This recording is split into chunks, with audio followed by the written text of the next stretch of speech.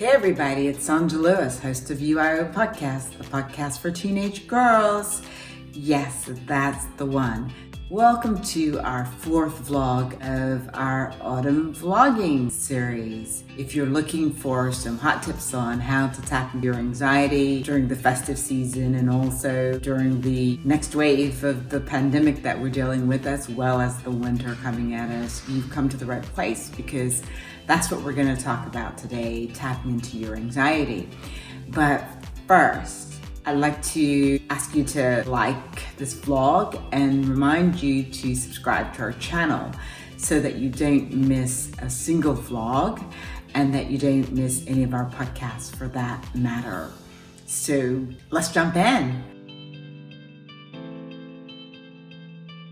I've had some fantastic practice already in tapping into my anxiety because I'm here in the United States having celebrated Thanksgiving with my family and friends, and though it has been an amazing experience and some great weather here as well, it's been a fairly anxious season, as the holiday season can be and normally is. So I've got 3 hot tips for you today that I want to share on how to tap into your anxiety. And these 3 make the acronym TAP. TAP is something that you can easily remember. You'll have it as a go-to very, very quickly when you experience anxiety during this season. So let's start with the T. That's trigger. Beware of triggers. There are so many triggers, so many things. Those are those things that set off anxiety. Triggers can be subtle, they can be not so subtle. They can be internal stressors, they can be external stressors. You recognize the triggers, I'm sure, that when you just sort of blow up, when you have an argument with somebody and you feel really anxious, or you have to do something that makes you feel really anxious.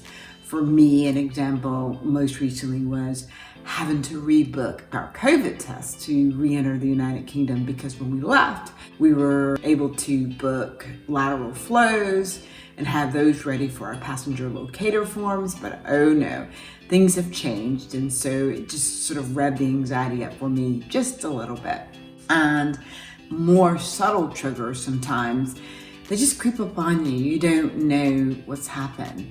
For me, I often have very subtle triggers when I'm experiencing grief and I don't realize that I'm experiencing grief. It might be a memory. Recently, around Thanksgiving, there were things that I would normally do with my father. I would normally spend Thanksgiving with my father. And things that sometimes you don't even know what's going on, they can set off triggers. And it's important to understand that many things can cause triggers. Again, they can be internal, they can be external, they can be subtle, and they can be not so subtle. And this leads us to acknowledging your anxiety. Once the trigger is kicked in and the anxiety is in full swing, it's very important to recognize it for what it is. Because when you don't recognize it for what it is, it controls you and can just exacerbate and cause far more problems. For example, we naturally, from a physiological standpoint, when we are anxious about something, we begin to hyperventilate. We're breathing, very shallowly, and that's not normal. Our breaths should go down to our stomach. And so it's very important to be able to recognize that when this is happening to you, it causes all sorts of body sensations, from pins and needles to tingling to heart racing, sweating for some people, lots of physical body sensations, but also emotional things happen. Things happen with our memory, things with, we think we've done something, we haven't done it.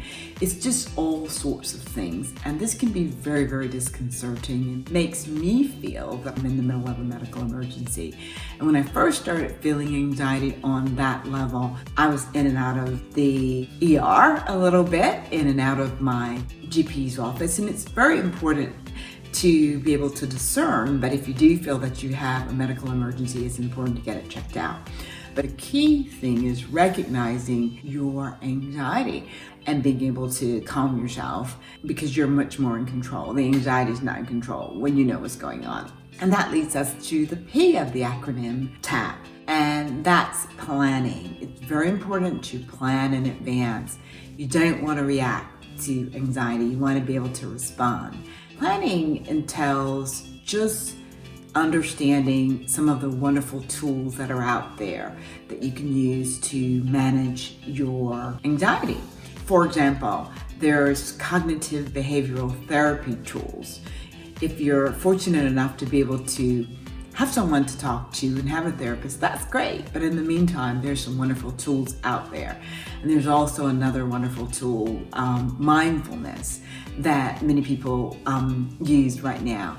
And just to give you some examples of CBT tools and mindfulness tools, I love to do what's called breathing into anxiety. It's deep breathing. Remember, we talked earlier about the triggers that cause shallow breathing, which is not normal. It's pushing your breath down to your stomach.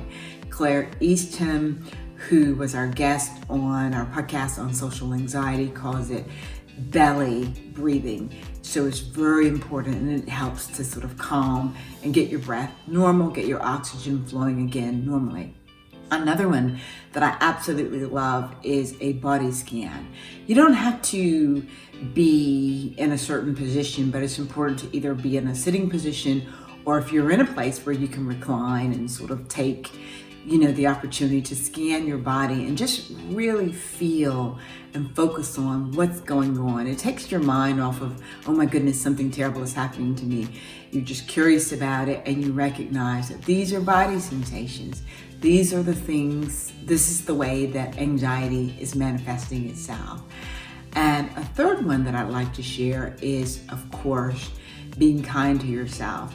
And there are many mindfulness meditations that you can do to tap into being, loving and very kind to yourself.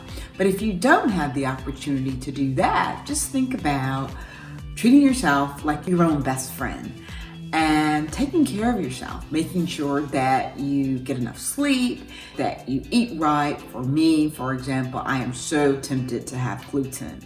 I have a gluten intolerance, and I have been very tempted during this Thanksgiving season to eat things that would just become an internal stressor and set off my anxiety. So again, beware of the triggers, but also just being kind to yourself. So it's very important to think about tapping into your anxiety, triggers, acknowledging, just recognizing it for what it is, and making a plan that you're able to pull out and respond, and that you're not reacting to anxiety. So that's it for us on tapping into anxiety. Thank you so much for watching this vlog. I hope you found it very, very useful. And don't forget to subscribe to our channel for more information and more vlogs on different aspects of anxiety and other hot topics. And check out our podcasts. We've got a podcast on social anxiety, one on diagnosed mental illness, and many other podcasts that I'm sure you'll find very useful during this festive season and as we go into another wave of dealing with the pandemic. And so UIO is for you and about you, inside out. And remember, it is UIO. Thank you so much again for watching our vlog. Thank you.